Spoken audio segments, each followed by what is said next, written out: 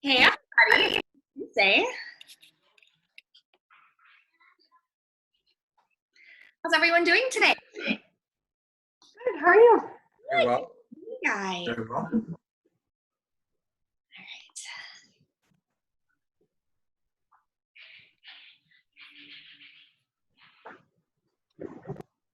All right. Looks like people Cinco de Mayo. are really popping on to join us.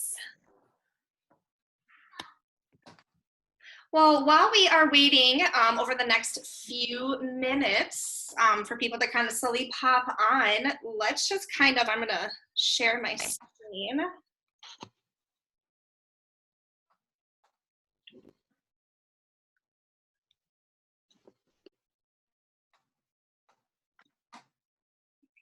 All right, can you guys, is it the team meeting screen? Yes. All right, fantastic.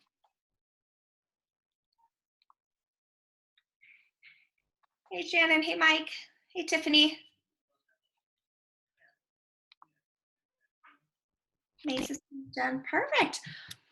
Well, while we're waiting, let's go ahead and get started by sharing gratitude while we're waiting for people. I want to know what you guys are grateful for, whether it's for somebody at our office, something going on in your life. I'd love to hear something good. Steve, I feel like you always have something good to say. Can you guys hear me? Yes, we can. Can you hear me? Yes. Well, I had a nice conversation yesterday with Andy Noble, and I heard some great information about how successful our entire office was in the month of April. And even as great as we were last April, it sounds like, and Mike, you can probably touch on this, it sounds like we exceeded last April. So year over year, we had a pretty rocking good month. Yeah, totally. We beat last year in company dollar by about $1,200, and we've been working on driving down expenses. So it really is starting to show. Well, that's just such a big deal, particularly and for obvious reasons in this crazy world we're living in right now, where the question is always on the tip of people's tongues about how's the Oh, we're losing connection business with you, Steve. doing? How are you guys really doing? That's some pretty powerful bragging rights. And then real. Steve, we're losing connection with you. We can't hear you anymore.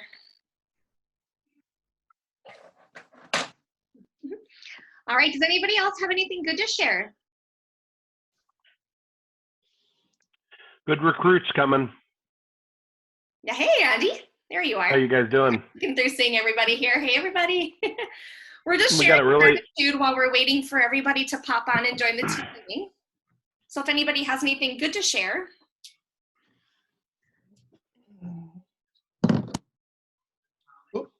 Well, leadership's going to be moving back into the office tomorrow. Went through, did a deep clean of everything. We'll be doing another one in the morning and just,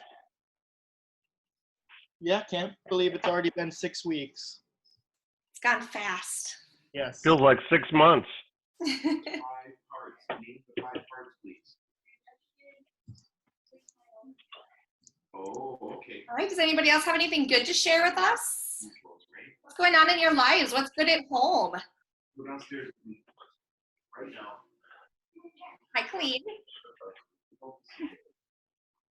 Downstairs. Somebody, I'm hearing somebody in the background or something, noise in the background. Heather, what did you last say? I didn't hear you. We're just sharing gratitude while we're waiting for people to jump on the team meeting. Okay.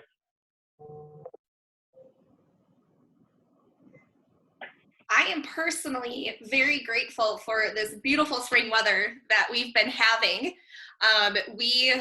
My husband started building, well, he built me one planter box because we're still currently renters. And so I wanted something that we could take with us whenever we're ready to buy a home.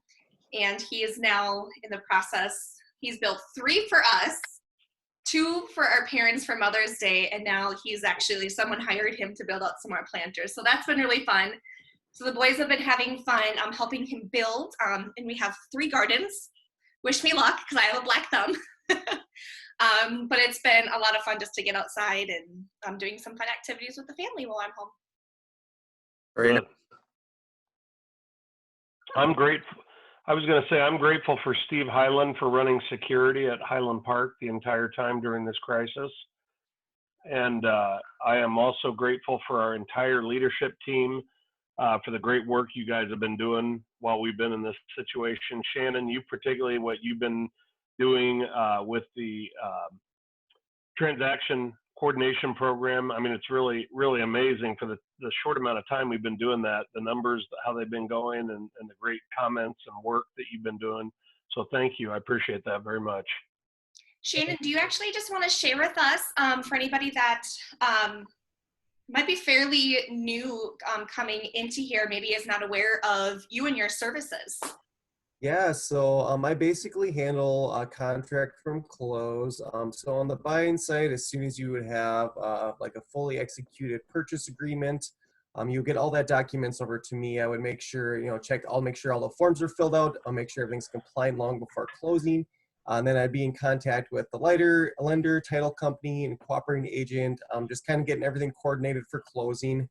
And then on the listing side is like as soon as you would have a listing contract, you would get that to me and I would take over from there. I would get everything uploaded to the MLS, make sure that you have all the required forms filled out for your listing. And then I, again, of course, would take over when you'd have a purchase agreement.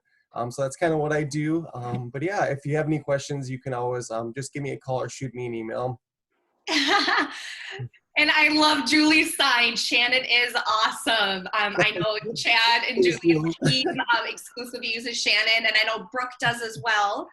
So yeah, anybody that has been using Shannon and his services, we'd love to share how your experience has been with him with the other agents, especially as we're starting to ramp up and get busy. This is just such a great leverage tool for all the agents in our market center. So it's been a great. I hear the same thing, Shannon, all the time. Well, thank you. Well, I hear. Yeah, it really is it is a great tool for us to have as a market center to attract talent. And I know in the conversations I'm already having with 3 cappers and a number of agents, additionally, this has been a very attractive option for people to come to our market center. And obviously not all market centers have transaction coordinators. So the investment and the effort that's been put into this just in a short amount of time, I think is really going to pay amazing dividends for our growth. And I appreciate it. Yeah. Well, thank you. Awesome. Great. Well, thanks so much for sharing, everybody. We're actually going to jump on over to Matt and Jen for a quick mortgage update with New American Funding. Jen, you want to go first? Matt, is the bank still full of money? Jen, you got on mute. By now. Why don't I know this by now? So since the slide is up, I'll go first and then Matt answer Andy's question. So this is a couple of marketing flyers that we have available for agents, and they can be co-branded.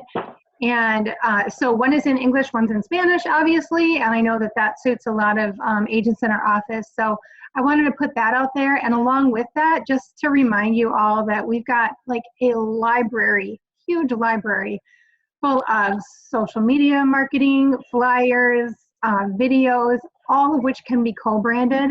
So if you guys ever are looking for content and need it, and you're not finding what you're wanting in Command, feel free to reach out, and I probably have it. So I can at least give you some more options. So that's all I wanted to say, and let me know if you want either of these forbearance flyers, either English or Spanish, co-branded for you. Can I also make a plug on that really quick? Sure. So you recently did another co-branded flyer that some agents posted on Facebook and that you shared on our page. And as a first-time homebuyer and as a current renter, I had a really big aha with that. And it actually made me realize how quickly we can save up even just something simple as a 3% down payment and how much that affects our monthly mortgage. Like, I feel like I somehow knew that, but I didn't. So seeing the numbers in that flyer you shared was like, that's it. So Right. we are hustling. So thank you. I shared that, and the content's valuable, especially agents, for sharing with people like me. That was a really good one. And like she said, That's good to hear. Yeah, I think sometimes people hear down payment and they think 20%, or they just think, oh, it's this unachievable amount, but exactly. it just isn't. So Matt, go ahead. Okay, hey guys, great to see everybody. On that note as well, what a lot of people don't understand as well sometimes is that there is a great program through the state of Minnesota that you can actually buy with just $1,000. I mean, it's a phenomenal program. I actually just got something in the mail the other day saying I was a top loan officer with MHFA last year. Hey, well done. Thanks. Way to go. And I think the biggest thing there, you guys, is I hope you know me well enough that I just love getting these first-time home buyers into a house, because a lot of them, they just never thought that they could do it, and they really can. And there's a great program for them, and we're happy to do that. As far as other things that are going on in our world, so I think we've updated you guys before that Jen's working at home. I always have to go into the office, so I'm in the Woodbury New American Funding office every day working, and Jen's working diligently at home and providing marketing and graphics and all kinds of stuff for you guys. So feel free to reach out to her. I'll tell you what, our marketing department just kills it. Like you're talking about, Heather, that flyer that they put out last week was a huge hit, and we've got, like Jen said, a whole library of stuff for that. On to the mortgage side of it, we are, pushing out loans left and right. And as a company, we're doing very, very well. We had a record month in April, and previously to that, we had a record month in March. And so we're closing loans. And so some of the things that we've heard and seen in the market right now is, as an example, there's a number of companies who have quit doing jumbo loans. So if you have a buyer that's in that price range and you have a signed purchase agreement and a pre-approval letter from someone, make sure you follow up on that. We've also heard the thoughts that the credit scores have changed, and they have not changed. Just lenders have chosen not to do them anymore at a 620 level, which we have not. We still do FHA, VA at 620, and we're doing those loans as well. We've also heard recently that some lenders in the Twin Cities here are not doing any more cash out refinances. And so what we're really seeing is a lot of companies just, in reality, no fault of their own, but because of the market and kind of the stuff behind the scenes as far as pricing goes, that they're in a position that they're just not able to produce on certain loan types. We are lucky enough that because we're not a bank, a lot of banks, well, you might not know, they have to set some money aside to cover losses. And on the retail side, on, let's say, cars and boats and things like that, that impacts their liquidity for home loans. And that's why we start seeing some of this. But New American Funding is not affected by that. We've also seen some companies in the Twin City areas that are what are called correspondent lenders. So they are able to do loans for different companies throughout the United States. There's some that are very heavy with Chase, and Chase has closed their correspondent lending, which in turn has affected significantly some lenders here in the Twin Cities, or some mortgage companies here in the Twin Cities. And we just got a note saying that TCF is not allowing any more correspondent lending. They're not even taking, I don't know if it's, if they're still doing loans on their own stuff, but as far as correspondent lending, they've discontinued that as well. Let's see if I have, so let's talk about interest rates quick. Everyone wonders about interest rates. Super flat right now. 3 weeks ago or so, we saw some significant movement like we've never seen before that caused interest rates to just go crazy. We're seeing it pretty flat now, which is great, where we're not seeing a lot of change on a day-to-day basis, this huge roller coaster. And with that being said, it's great because rates are probably in the mid 3% for a strong conventional buyer. Even FHA is probably under 4 for sure. But that's going to be dependent on a number of things. So I can't give you a kind of a blanket, this is what interest rates are. Other than that, what have you guys run across? Oh, let me touch on appraisals quick. We're starting to see what are called PIWs, property inspection waivers. So we're getting a waiver where we don't even need appraisals on some purchases, not only refinancing, but sometimes we get by with it on a purchase as well. And then we also are doing a lot of drive-by appraisals where they're not going in the house these days. But we're not having any huge issues with value.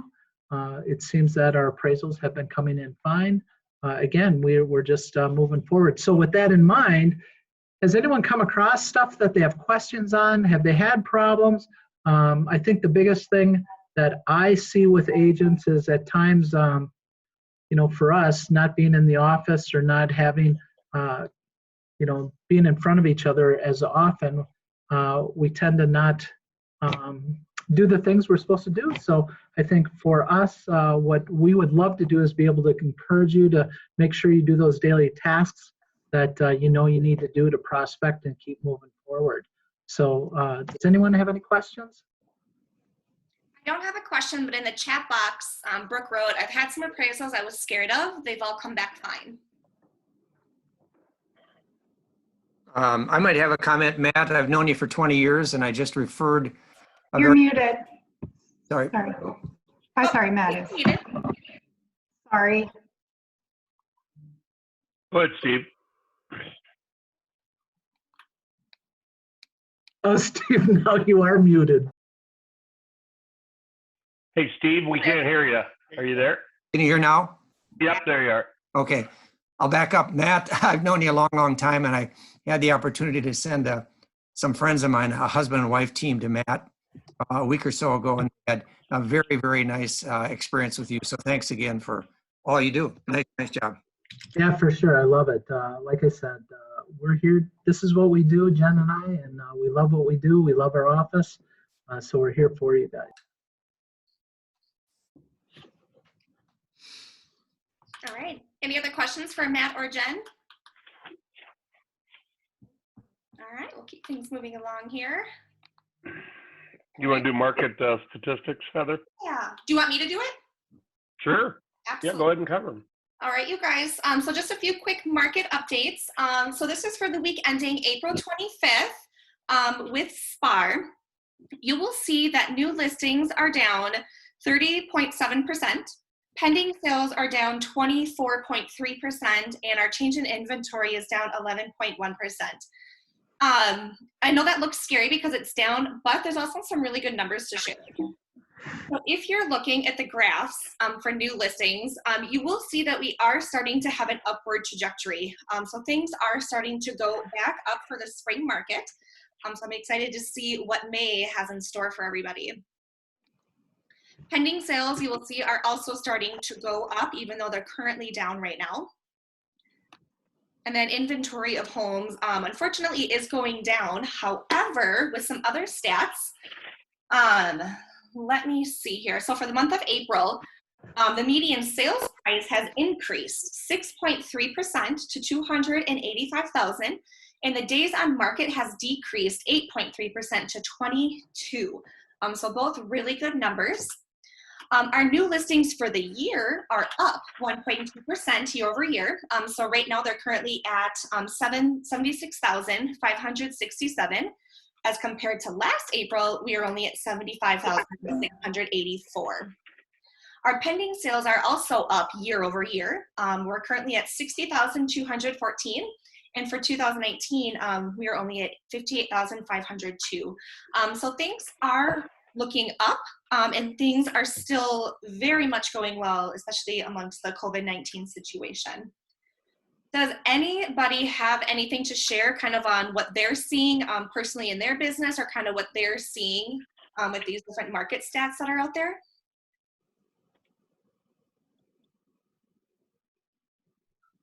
Well, I would tell you, Heather, that I'm still writing pre-approval letters and people are still losing on multiple offers. So there is activity, there's buyers out there, Yeah. and they want to buy, that's for sure. Yeah, absolutely.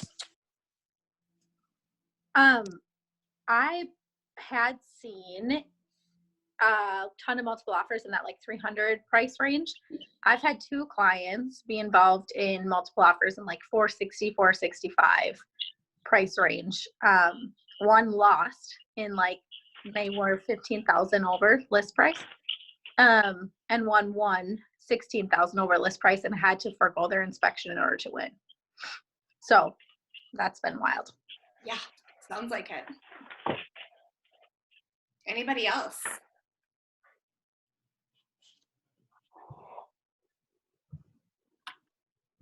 All right, well, I am just going to go into a few then market center updates. So just a reminder again that your continuing education requirements are due.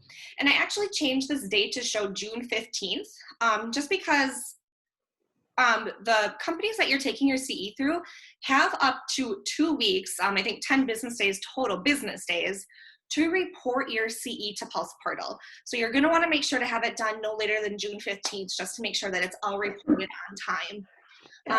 In addition to your CE hours, you are required to complete the 2019-2020 required module, which also includes the 2 hours of agency and fair housing. So you don't have to do that separately this year. It's all combined into one. And I've been getting these questions, so I just wanted to share for anyone that's new to our market center is that we will take care of submitting for your license renewal once your transcript shows that you are CE compliant. And then those fees will then be added to your June or July invoice. So if you guys have any questions at all regarding your CE, what hours are due, renewals, anything like that, please don't hesitate to reach out and let me know. Upcoming trainings, we have some good stuff coming up for me, and we're actually working on a few other command classes that are going to go hand in hand with Bold. So we're just working on locking down those dates.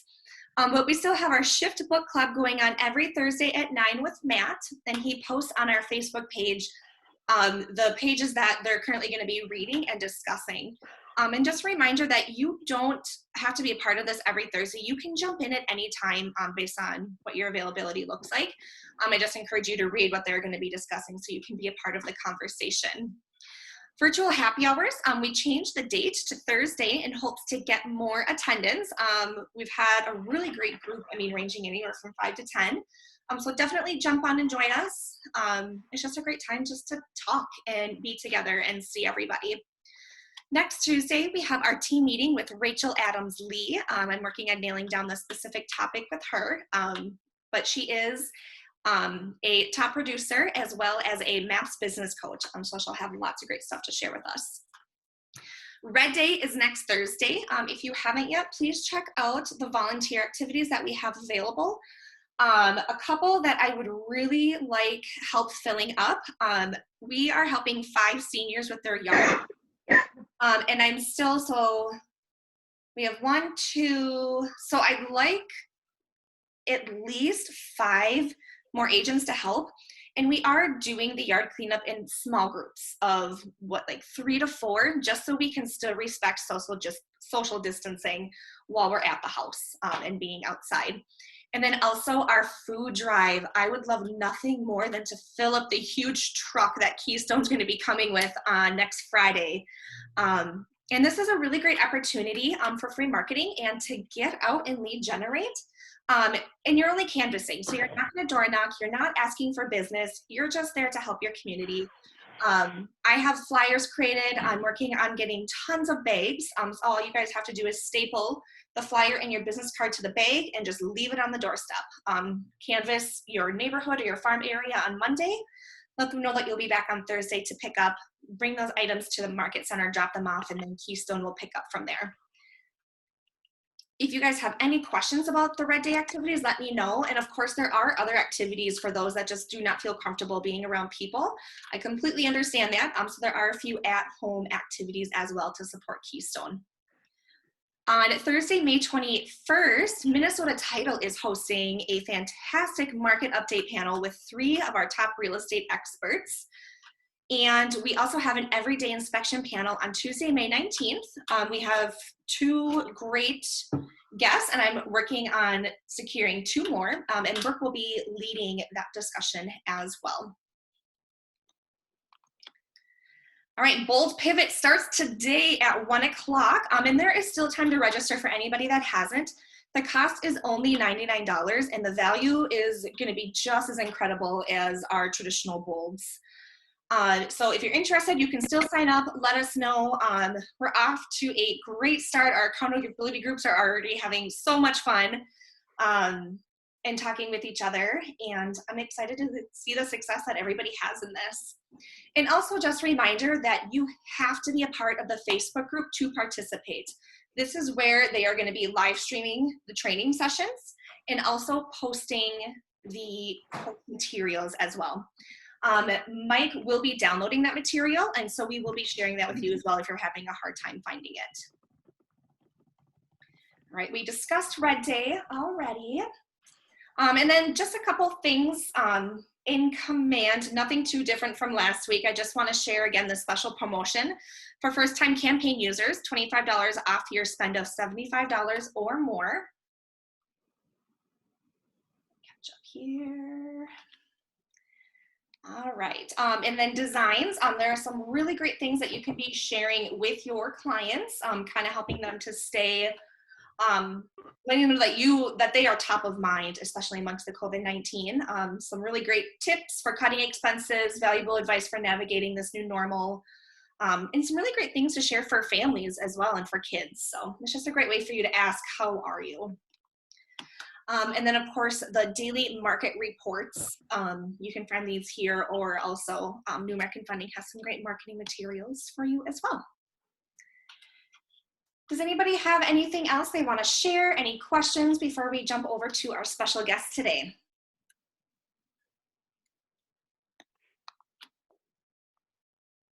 Steve, thank you. I'm just catching up on chats here. I appreciate your help with the yard cleanup. I'll get you signed up. And we are working on securing who those seniors are and the addresses. So I'll make sure to get all of the details for all of the activities out by the end of this week. Already got 1 listing as a result of Bold. Congratulations, Peter. That is huge. And sign up for Red Day. I will send that again. There have been some emails and a post in Facebook, but I'll make sure that that's fresh for everybody so you don't have a hard time finding it. Way to go, Peter. Woo, all right. Well, I see Chad is on the call. Chad, do we have Terry with us yet? Or a few more? Hello everyone. Happy Tuesday. Yeah. Taco Tuesday. Taco Tuesday. Chadrick. Yeah. Hey, on a side note, I saw Steve Highland and his lovely wife the other day. I don't know if they saw me walking, but I was screaming at you. We did. We saw you. We did. Yeah. You were the guy that gave me the bird, I think. But pretty much. Yeah. So I know Terry was going to be jumping on. I was just on another call with him, and if you guys saw my video, this guy's awesome. He wrote this book, Leading is Art, and he's a triathlete. He's written a book about that called Unfinished Business as well. I've done some training with him recently. He's director of coaching for MAPS Business Coaching, and just a great guy as well. So he's going to jump on the call with us and talk to us about some leadership tactics during this uncommon time. And then also he's just going to go through some of his past experiences with the group as well. He used to be a team leader in, is it in Idaho, Coeur d'Alene? Is that how you pronounce it? That beautiful, beautiful town in Idaho. And so he was a team leader, ran a lot of different organizations. So he should be jumping over in a few minutes here. I know they were doing some role playing, and he's trying to jump in on that with the group. So I don't see him on here yet.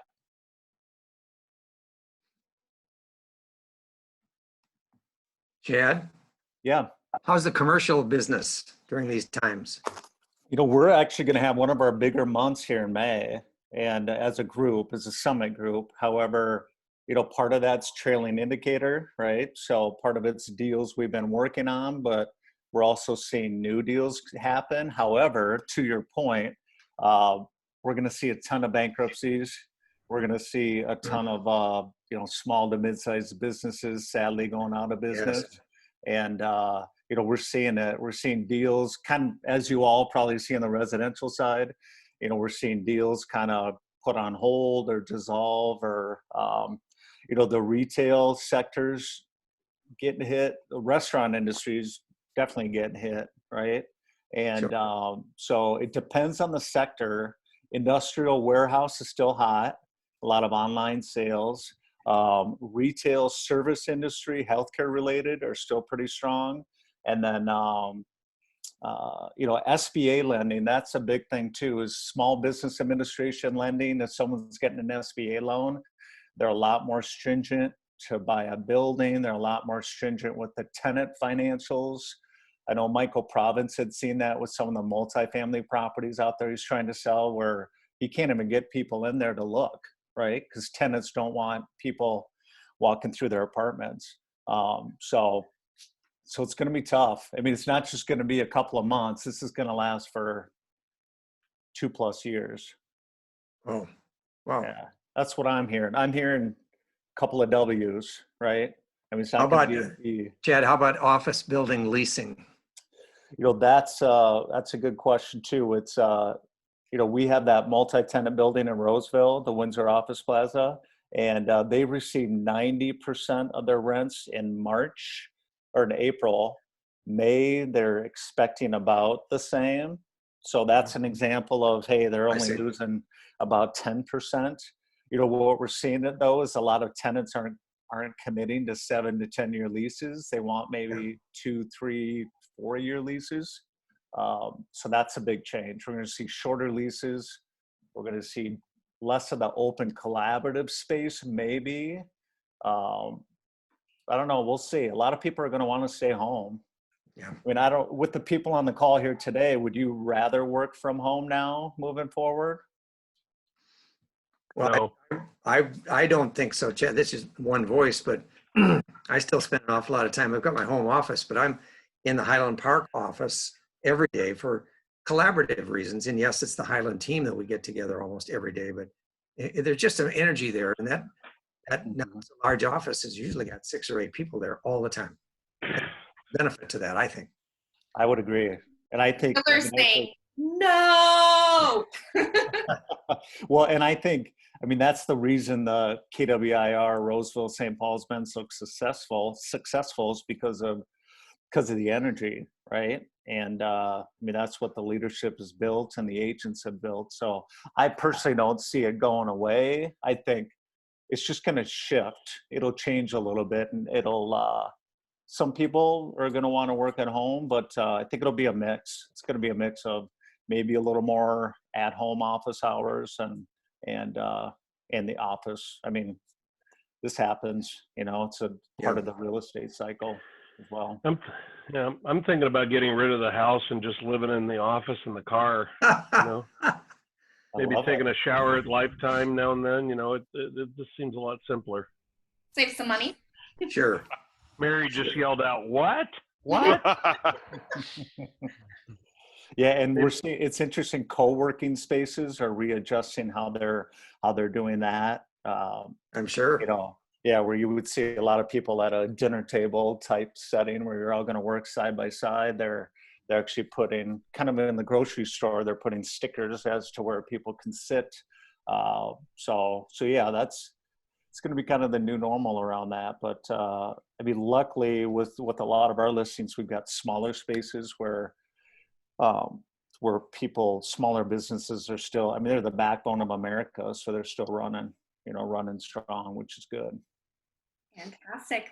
Well, thanks, you guys. I see Terry has joined us. So welcome, Terry. And thank you so much for taking time out of your day to come chat with us. Yeah, my pleasure. Can you hear me? Yeah, we can hear you. Nice view. It looks beautiful there. Oh, yeah, it's a beautiful sunny day. That's cool.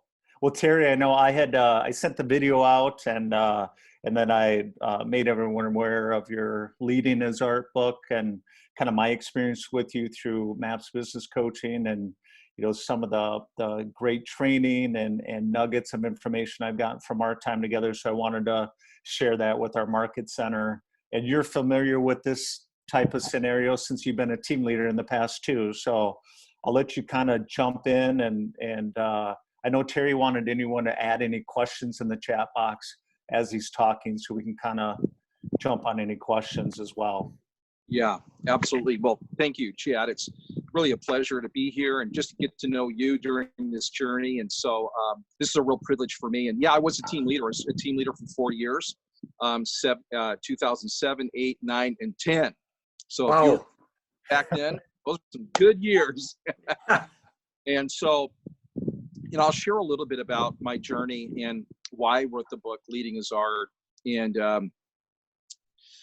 I was in a leadership experience for a while. In fact, I was a pastor for 22 years. And the last church that I was in, it really did not go well for me. The leadership role did not go well.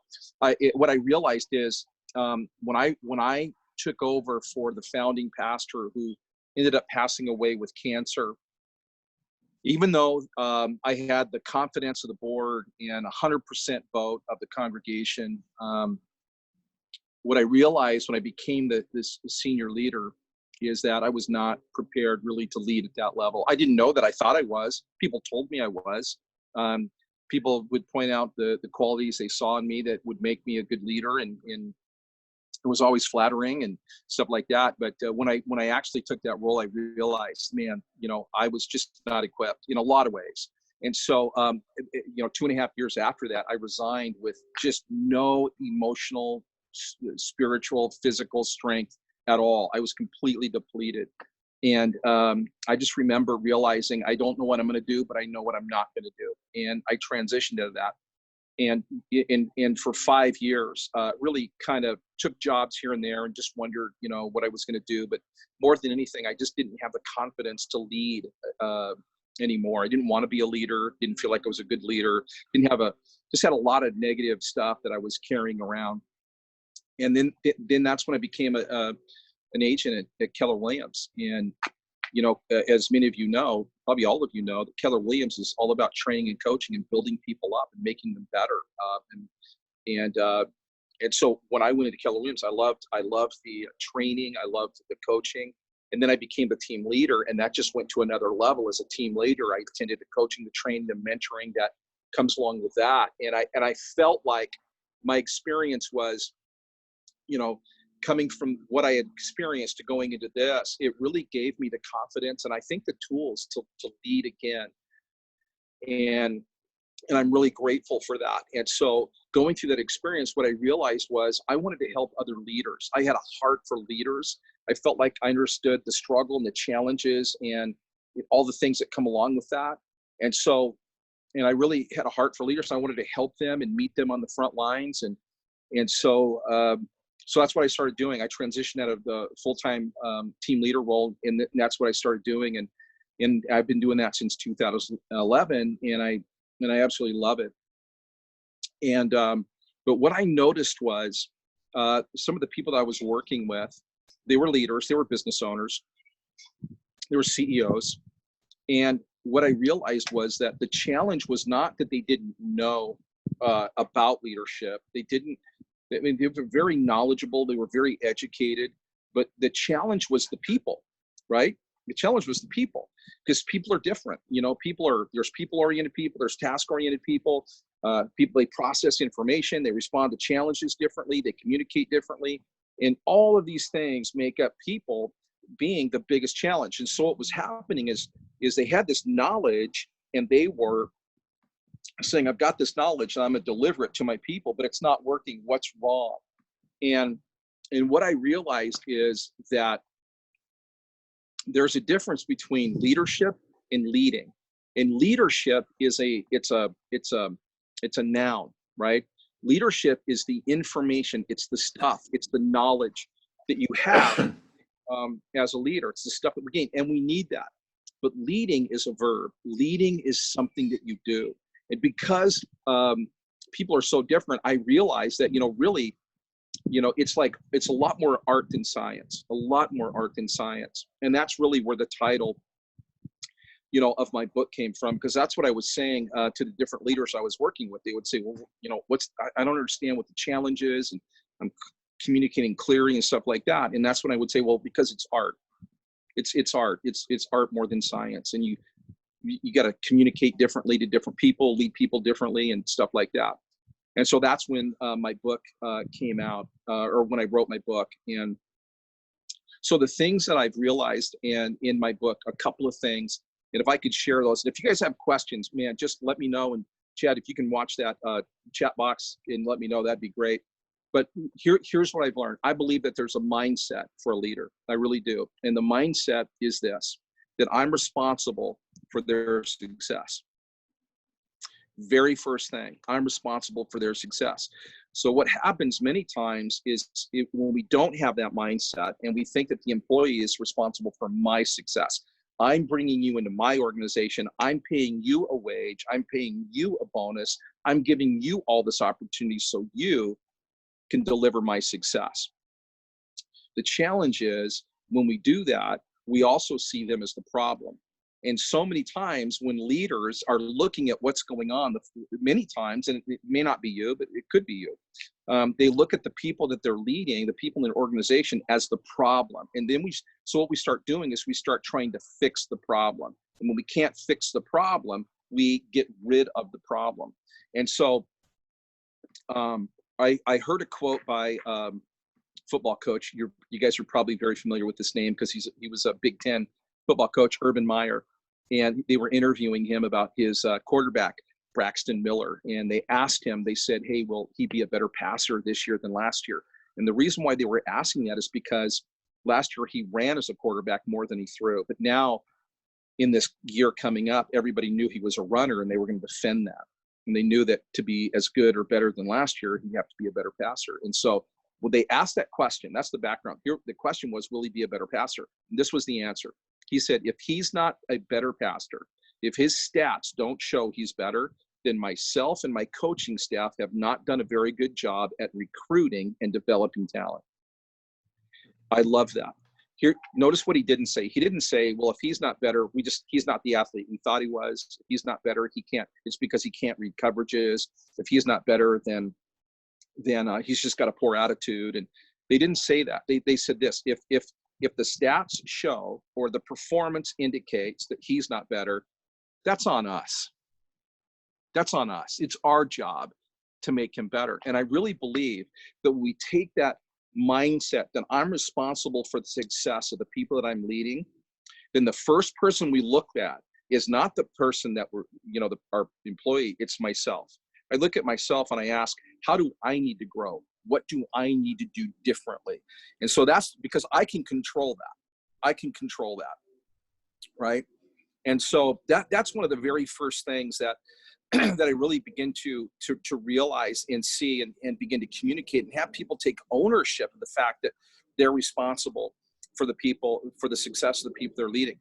And if you've probably heard this before, if you haven't, write it down. When we make other people's success our top priority, our success will be the byproduct. Our success will be the byproduct. I really believe that. And so, so that's the first, that's the mindset. The other thing that I want to mention, in hopefully we'll get to some questions, is this. Paul O'Neill, who was the conductor for the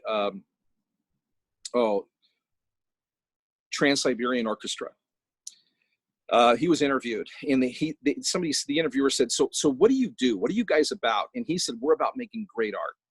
That's what we do. And then he said, and there's three kinds of art. He said, there's bad art, there's good art, and there's great art. And he said, bad art is art that's done for the sake of just doing it. It's the kind of art that hangs in an industrial building wall to break up dead space. Nobody cares. It's just there. He said it's similar to elevator music that's only done to break up the silence. Nobody cares. So he said that's bad art. Good art is art, he says, that will remind you of something you've been through, something good. It reminds you, it takes you back to that place and the feeling's good. But he said great art will make you believe something that you've never thought possible. And I never forgot that. And I translated that into leadership. And I really believe that there's three types of leaders. There's a bad leader. A bad leader is a leader, I believe, that's focused on themselves. And it comes out in their language. It comes out in how they treat people, that it's really about them. And they just need people, right? They just need people. So I had a baseball coach in junior high school that, you know, I grew up, Chad, I think you know this, you probably heard this, but I grew up functionally illiterate. And so I couldn't read or write in junior high school. I was going to be the starting catcher and for our baseball team. And before our first game, my coach came out and said, hey, we got your progress reports and your grades aren't good enough for you to play. So if you can't bring them up before our first game, you're not going to be able to play. And I said, no problem. But what I did is the next day I quit. I went into his office early. I gave him my uniform and I quit.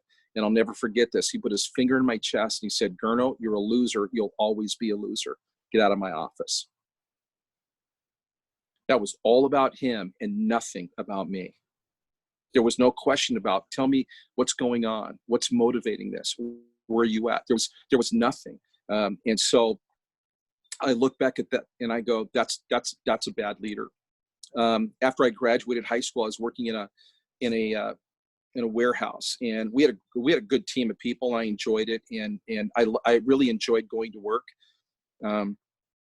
But my boss would come up to me and say, Terry, you've got a lot of potential. I hope you don't stay here forever. You've got a lot of potential. I hope you don't stay, working here. And I didn't even know how to take that. It made me feel good, but I didn't know how to take that. He never said, I see potential and this is what it is. And so he made me feel good about it. I liked working for him, but it didn't take me anywhere. It didn't give me any vision for the future. And then I met a guy named Bob. This is a couple of years later, and he was an engineer at Boeing, and he was a mentor, and I was in a mentoring group. And one night after the group, he asked me why I said certain things, and I said, like what? And he said, well, you say people like me don't get to do stuff like that, or that wouldn't even be a possibility for me. And he said, why do you say that? And so I shared with him my upbringing, being, very no confidence, not able to read or write, didn't feel like, college was an option. So we began to point stuff out that nobody had ever pointed out. And he said, Terry, you're articulate, you can reason, you bring great stuff to the conversation, you're smart. He said, all of this stuff I've seen and I've heard. So he says, I don't believe that you're dumb for a second. And I thought I was. I thought that I just didn't have that ability for whatever reason to learn very much.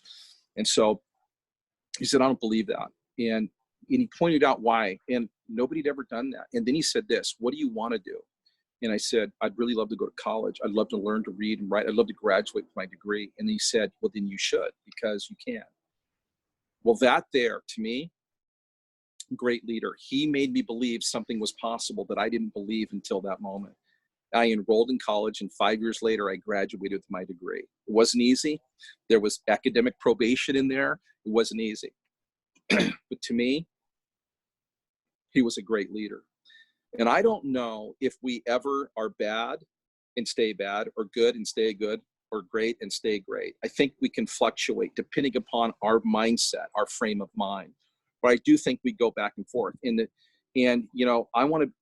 My desire is to be a great leader and to be around great leaders and to see people's potential and be able to help them take their step and believe what they didn't believe was possible, to inspire them to do the things that hold them back. And so I think about that. And so the great leader really focuses on them and what they can do, where they can go, what their potential is. And it's inspiring them to live and fulfill their potential, and creating an atmosphere, an environment where they can do that, where they can intentionally do that. And I think that's, when I think about leading as art, I think about that more than anything. And so, anyways, I don't know if there's any questions, or I have another thought, but I don't know how much time we have. I can't see the clock or anything. So left. But one question I had was, we have a lot of residential agents, business owners on the Zoom call today. How can they lead their clients during this, uncommon time? I mean, how can they keep them calm? How can they lead them during this COVID-19 time? Yeah, well, that's a great question. Well, I think it's more than just acknowledging the situation that we're in. I think it's beginning to look towards the future and realize that dreams don't die just because we have to stay at home. You know, my son's mission, and I love this, in this is just helping people, inspiring people to chase their dreams. I believe, Chad, that hope is the most powerful motivator there is to mankind. I really do. And I think that our job as realtors, or no matter what we do, but specifically real estate, is to bring hope to people. Hope that their dream doesn't have to die just because they may have lost their job during this time or something shifted. That their dreams don't have to die, that there's hope. And so I feel like one of the things that we can do is really not only, you know, get that out in front of them, keep that in front of them, but to continue to bring it out of them, right? To bring that out of them. So it's hope, it's moving forward. One of the things, and you guys can do this, maybe you've already talked about this, but I mean, I replace if with when or as, right? So a lot of times you're going to hear our clients say, you know, if this thing ever gets, you know, over, if we go back to work, you know, if I can get my finances, then I always say, listen, let's just replace that with as I get my finances together, we'll buy our home. As this thing ends, we'll be back in business. As we wrap up, we'll be able to take our next step. Just little things like that, to me, can shift them, somebody's thinking and get them into action. And I think that's the most important thing, hope and action during this time moving forward.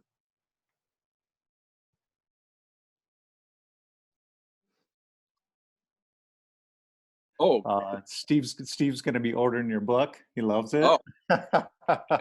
Steve, do you want to add any comments to that? Well, it was just, the whole thing was so powerful. I mean, I'm listening to every word. I'm glad I tuned in today. Oh, thank you. Thank you, Steve. So true. Yeah. You know, I really believe that the subtitle to my book is Drawing the Greatness Out of Those That You Lead, whether they're employees, whether they're clients. It's really about their greatness. It's about the ability to draw that out. In order to draw that out, we have to look for it. We have to believe it's there, and we have to look for it. And when we do that, and I believe there's greatness in everybody. I really do. But sometimes you just have to look for it. When you believe that and you start looking for it, you see it. And so that's the mindset I have, is there's greatness in everybody. And so we want to discover that, and then we want to be able to draw that out of them, whether it's a client or someone that we're leading, it's somebody on their team. Man, you can write this down. If you're a team, and I don't know how many team leaders are out there, you're leading your team, I would say this, that as long as we are the conduit to their success, they will stay with us. But the moment we become the obstacle, they will leave us. Yeah, so true. When we're, oh, go ahead.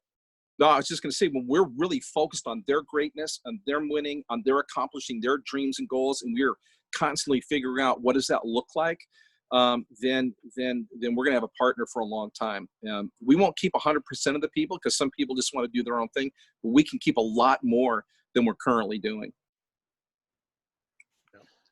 That's very true. And I know, you got a lot of comments on as instead of when, which is great. Your heart as a leader is wonderful. Thank you. Lisa had a really good comment on the perspective of when this ends is so important. We can't do everything today, but we can do something, and every something leads to better possibilities tomorrow. Yeah, it's almost like a poem, Lisa. Nice work. Lisa, write those words down. No, and actually, that brings up a good point. Cause it's like, if you can, I'm sure your message is to just get smaller goals, right? Even if it's a daily goal, to get up, take a shower, get a workout in, get a walk in, right, around the block. Just do something. Yeah, I've mentioned this before. I believe that people want to win, and people want to be a part of a winning team. I really believe that. Yes. And we just need to find out what winning looks like to them, because winning is going to look different to a lot of people. It's not just money. It's not fame. It's not the accumulation of stuff. So we want to find out what winning looks like to them. That's my personal mission statement, is to help you win. And so, when we do that, when we come from a place where we want to know what winning looks like to them, and then we want to help them accomplish that, man, that's big. And like you said, Chad, it comes down in some cases to just small things. And one of the challenges I've noticed is people they focus on what they don't have. They focus on a lack, or they have a scarcity mindset. So what they focus on is what isn't there. And so that makes them feel like they're losing, that they're not moving forward. So we want to focus on the wins that they have in their life or in that day, even if it's that small win. Just like you said, a small win could be getting up and making your bed first thing in the morning, or it could be taking a walk or drinking 100 ounces of water, or whatever that win is to propel your life. And I think in real estate, the same thing. The win could be eliminating what you once thought was an option for a home. That could be a win, right? We want to identify that with people so they realize that they are moving forward. But getting them into action, small things, moving them forward, small wins make up a great season in life. Love it. Love it. Love it. Does anyone else have any other questions for Terry? Hey, Shane. Hi. So I wanted to, Terry, could you give could you take the last few minutes here and talk a little bit about your, you can go to his website, terrygurno.com, right? Is it TERYGURNO.com? And could you talk a little bit about your coaching training business as well as your role at MAPS Business Coaching before we're done here? You bet. So I realize for me, what winning looks like in my life today is helping other people who want to coach, train, and inspire others through speaking. For me, winning is helping other people do that. And so I started a company called Influence, the Power to Lead. And that's what we do. And then recently I joined the coaching arm of that with MAPS, because it allowed me to do what I'm passionate about at a much bigger and quicker scale.